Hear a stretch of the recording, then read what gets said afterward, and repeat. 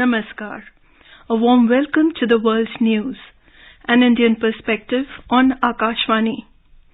This is Gitanjali Huria Mathur bringing glimpses of the major developments of the day from across the globe. Over the next half an hour, we shall bring to you the latest from the world of politics, economy, sports, entertainment and more. The headlines. India approves 1 lakh crore rupees for world's largest grain storage plan in the cooperative sector. India launches electronics repair services outsourcing to make India repair capital of the world. Former Pakistan Prime Minister Imran Khan gets bail till June 19th in Al-Qadir Trust case. Russia says Ukrainian shelling kills 5. Drone sparked fire at refinery. India's GDP grows 7.2% in FY23, 6.1% in January to March quarter. Morgan Stanley says India gains significant position in world order with positive consequences for macro and market outlook. US House vote on debt ceiling deal brokered by President Joe Biden, Speaker Kevin McCarthy on Wednesday. India urges protesting wrestlers not to take any step that would undermine sports, assures support to athletes.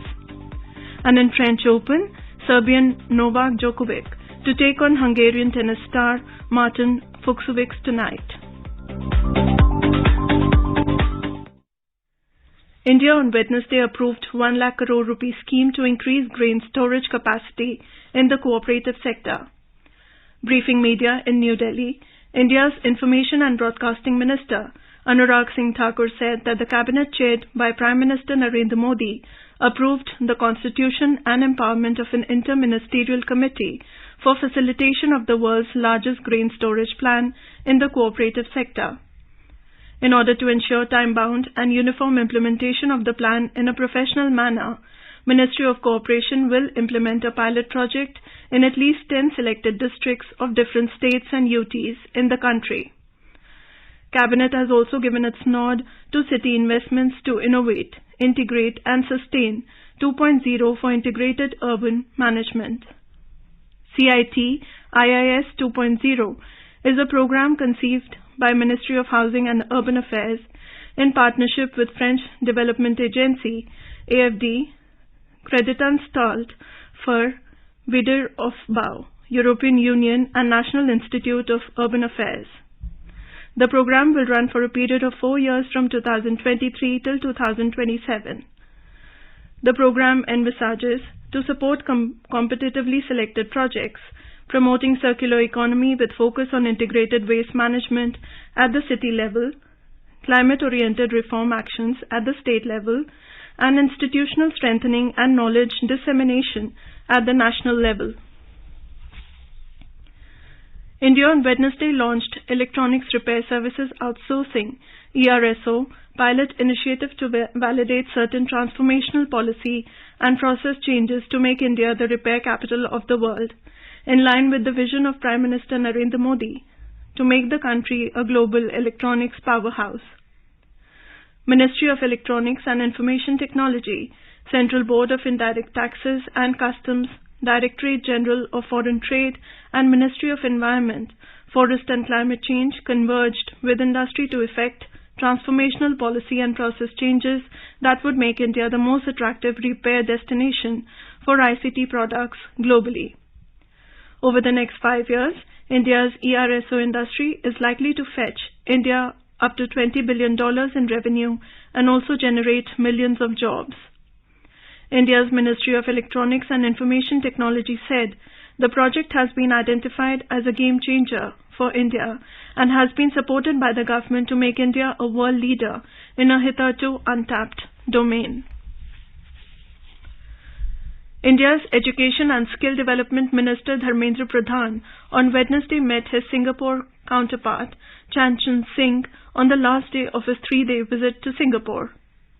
Both the ministers had fruitful conversations on further strengthening the bilateral cooperation and deepening engagements in all areas of education and skill development. Speaking on the occasion, Mr. Pradhan said that India and Singapore remain committed to work together for mutual and global prosperity. He said, Skills Future envisions to make Singapore a nation of lifelong learners and a society that values skills mastery. The minister highlighted that continuous education and lifelong learning is also the core of national education policy in India. He said that insights gained from the meeting will add value to India's efforts of transforming skill ecosystem, creating a future-ready workforce, and harnessing the full potential of the young demography to drive national progress. The United Arab Emirates, UAE, has announced its withdrawal from a maritime coalition led by United States. The decision comes after a thorough assessment of its security requirements, according to UAE's Ministry of Foreign Affairs. The ministry stated that UAE had pulled out of combined maritime forces 2 months ago as part of its ongoing evaluation of effective security cooperation with all the partners. The UAE emphasized its commitment to dialogue, diplomatic engagement, and promotion of regional security and stability. This move represents a significant turning point in the geopolitical landscape of the region and has the potential to reshape international cooperation in maritime security. The Maritime Coalition, headquartered at a U.S. naval base in Bahrain, was established with the aim of countering terrorism and piracy in the Red Sea and Gulf areas. The Indian G20 presidency is organizing the Third Employment Working Group EWG meeting starting Wednesday at International Labour Organization ILO headquarters in Geneva, Switzerland. It is a G20 tradition since the inception of EWG to organize an employment working group at the sidelines of ILO's annual International Labour Conference at Geneva. 78 delegates from 20 G20 member countries, 9 guest countries and 4 international organizations are attending the meeting. The meeting commenced with the opening remark of Secretary Labour and Employment and Chair EWG Aarti Ahuja, who urged the EWG to be mindful of its responsibilities and come out with concrete outcomes with clear deliverables for the sake of countries' populations and their prosperity. In today's Hotspots section, we bring you a news commentary on the 70th anniversary of diplomatic relations between India and Cambodia. The Cambodian King Norodom Sihamoni was on a 3-day official visit to India from 29th to the 31st of May 2023. The state visit marks the culmination of the celebrations of the 70th anniversary of diplomatic relations between India and Cambodia, which was established in 1952. The maiden visit took place after almost 6 decades, with the last being that of the current king's father in 1963. He was received by Union Minister of State for External Affairs Rajkumar Ranjan Singh. The king was accompanied by a 27-member high-level delegation, including the Minister of the Royal Palace, Vice President of the Senate, Minister of Foreign Affairs, and other senior officials from the Royal Palace and the Ministry of Foreign Affairs. King Norodom Sihamoni was accorded a ceremonial welcome at the Rashtrapati Bhavan on the 30th of May 2023, and President Srimati Draupadi Murmu was also hosting a state banquet in honor of the visiting dignitary in the evening. The President introduced Prime Minister Narendra Modi, Union Ministers and other dignitaries to the King on the occasion. The King had bilateral meetings with the President and the Prime Minister. External Affairs Minister Dr. S. Jaishankar called on King Norodom Sihamoni and said the visit reaffirms the age-old bond between the two countries. The External Affairs Ministry added, this cooperation is expressed across several sectors, including heritage conservation, demining, water conservation and socio-economic projects. The king also visited Rajghat to pay floral tributes to Mahatma Gandhi. India and Cambodia enjoy warm and friendly relations marked by civilizational, cultural and economic linkages and deep-rooted people-to-people ties.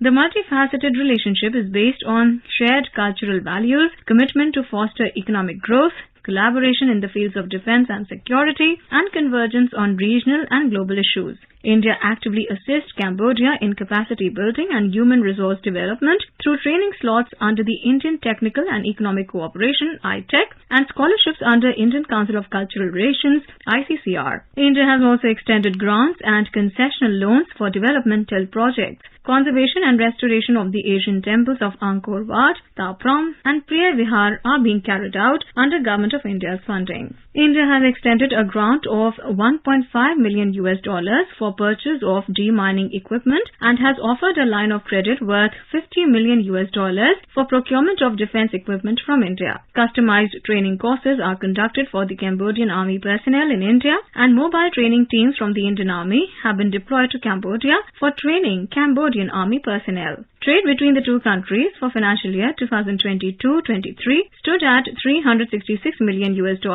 and is growing. Indian investments in Cambodia are estimated around $115 million, primarily in pharmaceuticals, automobiles and mining. India and Cambodia enjoy warm and cordial relations. In the 1950s, India was associated with the International Control Commission on Indo-China. India's contribution as co-chairman of this commission came in for widespread appreciation in Cambodia. After the collapse of the Khmer Rouge regime, India was the first country to recognize the new government and reopened its embassy in 1981. The embassy had been closed during the Khmer Rouge regime. India also responded to an appeal by the Cambodian government to send a team of experts from Archaeological Survey of India in 1986 for the restoration of the famous Angkor Wat temple. In the context of India's Act East policy and the ASEAN, Cambodia is an important interlocutor and a good partner. Contemporary times have witnessed expansion of cooperation in diverse fields such as institutional capacity building, human resource development, and extension of financial assistance in infrastructure projects,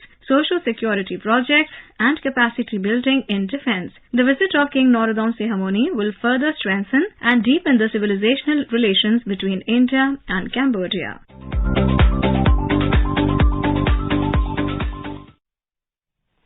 In Pakistan, an accountability court based in Islamabad granted Pakistan Tehreek-e-Insaf chairman and former Prime Minister Imran Khan bail in the Al-Qadir Trust case till June 19th against a bond of 5 lakh Pakistani rupees. Khan approached the accountability court after the Islamabad High Court (IHC) directed him to approach relevant accountability court within 3 working days. The Islamabad High Court on Wednesday also extended Pakistan Tehreek-e-Insaf chairman and former Prime Minister Imran Khan's bail in the Al-Qadir case violation of Section 144 during a rally in Islamabad and for instigating violence on May 9th after his arrest. Imran Khan appeared before the High Court as the previous bail granted to him expired Wednesday. On the other hand, the Pakistan government is mounting pressure on Khan. Pakistan's Interior Minister Rana Sanaullah has said that Khan should be tried in a military court for his role in May 9 protests. Sanaullah also accused Khan of personally planning the attacks on military installations after his arrest on May 9th. India has taken the lead as the largest source market for tourism in Sri Lanka with a staggering 20,971 tourist arrivals in the month of May, accounting for 28% of total arrivals. According to the Sri Lanka Tourism Development Authority, the island nation has witnessed an improvement in off-season tourism, with a total of 75,767 tourists visiting the country by 28th of May. This figure represents a significant increase from the previous year's 30,207 arrivals during the same period. In the first 5 months of the year, Sri Lanka has already welcomed nearly 5.17 lakh tourists, signaling a promising recovery for the tourism sector. In light of this positive momentum, Chairman of SLTDA, Priyantha Fernando, announced plans to revise the target for tourist arrivals from 15 lakhs to 20 lakhs. This is Akashvani giving you the world news. Amid the ongoing conflict between Russia and Ukraine, 5 people lost their lives while 19 were injured due to Ukrainian shelling in a village in Luhansk region of eastern Ukraine. Russian officials said Ukrainian forces used US-made HIMARS rocket launchers to attack the village under Russian control. They said a drone attack by Ukraine also caused a fire at an oil refinery in southern Russia. Ukrainian missiles also hit a Russian town close to the border, damaging buildings and vehicles. According to the officials, 4 people were injured in the attack. Russia controls nearly all of Luhansk region in eastern Ukraine. The attacks in Russia come as Ukraine prepares to escalate its offensive. The White House said it was gathering information on reports of drone strikes in Moscow. White House Press Secretary Karine Jean-Pierre said at a briefing that the United States does not support attacks inside of Russia. Japan's parliament has passed a law allowing nuclear reactors to operate beyond 60 years as it tries to reinvigorate the sector to meet energy challenges and climate targets. A parliament spokesman told media that the bill intends to establish an electricity supply system that will achieve a carbon-free society. Under the new rules, the age cap technically remains 60 years, but exceptions are allowed for reactors that have led to pause operations for unforeseeable reasons. Those might include changes to safety guidelines or provisional injunctions by a court. The new rules allow operators to exclude periods of shutdown when calculating the total years of operation. However, operators require approval from Japan's nuclear safety watchdog for the exemption, and the law also includes measures intended to strengthen safety checks at aging reactors. North Korea's attempt to launch its first military spy satellite ended in failure after the rocket's second stage malfunctioned yesterday.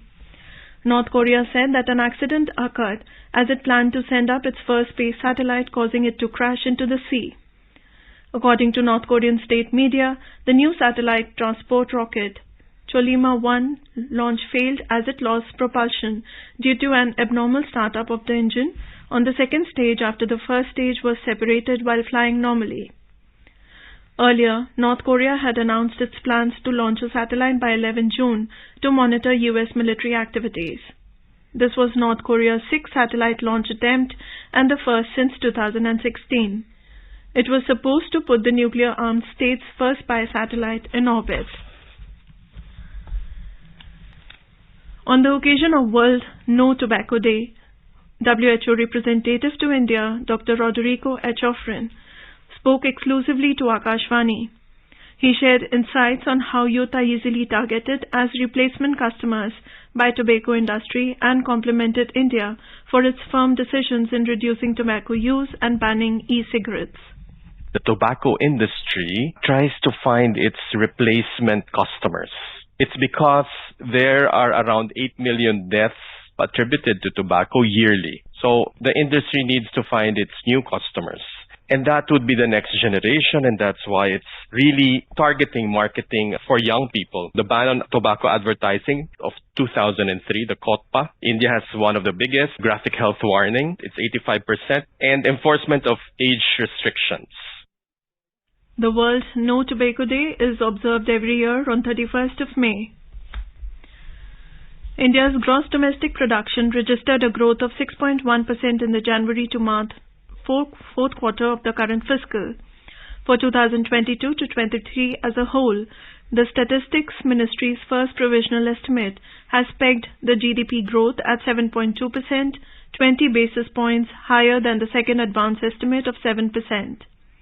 Addressing media in New Delhi, Chief Economic Advisor V. Anantha Nageswaran said that India is on track to achieve the fiscal deficit target of 5.9% of GDP in 2023 to 24. Today also we saw the release of the fiscal deficit numbers. In fact, for the financial year ending March 23, in terms of two decimal places, it would have been 6.36%, but it is 6.4 in terms of first decimal place as budgeted and as revised. And therefore, we are on track on the back of sustained economic growth to achieve 5.9% budgeted for the current financial year.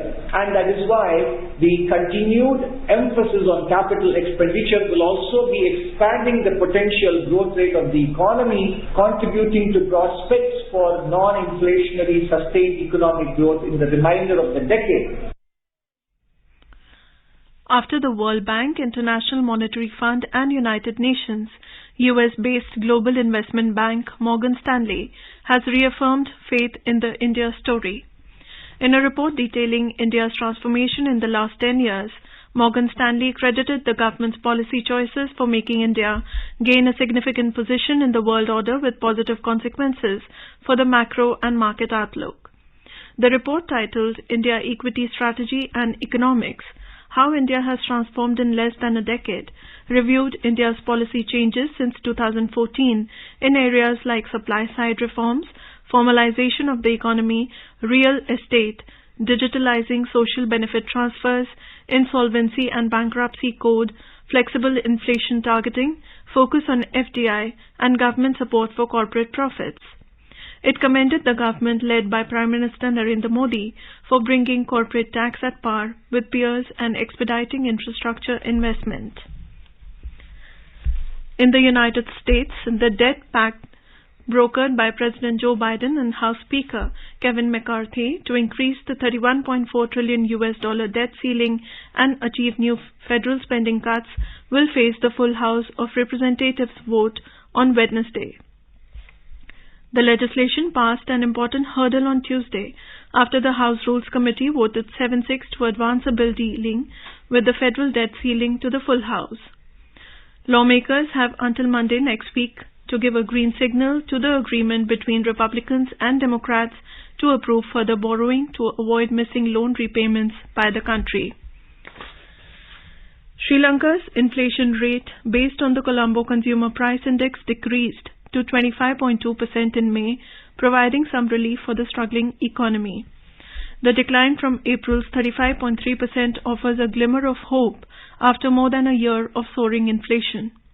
Despite this improvement, the central bank is expected to maintain its policy rates during its upcoming announcement to support the debt-ridden economy in the face of persistently high inflation. Key domestic indices ended with marginal losses of about 0.5%. Both indices fell amid negative cues from global share markets. A report from the business desk. The Sensex declined 347 points or 0.55% to finish at 62,622. The Nifty also depreciated 99 points or 0.53% to end at 18,534. Asian stocks slid towards a second month of losses in a row, and even the glittering Nikkei paused as weak Chinese factory activity fed growing doubts about the post-pandemic recovery in the world's second largest economy. Hong Kong's Hang Seng Index slipped 2% and Japan's Nikkei 225 tumbled 1.45%. Singapore's Straits Times Index fell 0.9% and China's Shanghai Composite Index was 0.6% down. South Korea's Kospi declined 0.35%. European markets were also down in intraday trade. Oil prices fell more than 2% as weak data from top oil importer China raised demand fears. In intraday trade, Brent crude was trading at $71.84 a barrel. Back home, gold prices at the multi-commodity exchange for June contracts were trading at around 60,062 rupees per 10 grams. On the other hand, silver was trading at 71,350 rupees per kilogram for July contracts. And in the forex market, the rupee closed flat at 82 rupees and 72 paise against the US dollar. Gaurang Dhawan Lal for World News, Akashvani. India has urged its protesting wrestlers not to take any step that would undermine sports. Speaking to media on the sidelines of an event in New Delhi, Sports Minister Anurag Thakur asked wrestlers to be patient till the outcome of the police investigation in the harassment allegations against Wrestling Federation of India, Brij Bhushan Saran Singh. The minister said police has registered the FIR keeping in line with their talks with the Supreme Court. The minister said it will only be right if they do not take any steps that harm the sport or any athlete until the investigation is concluded. He said Government of India is in favor of the sport and the athletes. Country's top wrestlers including Sakshi Malik, Vinesh Fogart and Bajrang Punia, along with hundreds of their supporters, are protesting against former President of Wrestling Federation of India, Brij Bhushan Saran Singh, and demanding his arrest.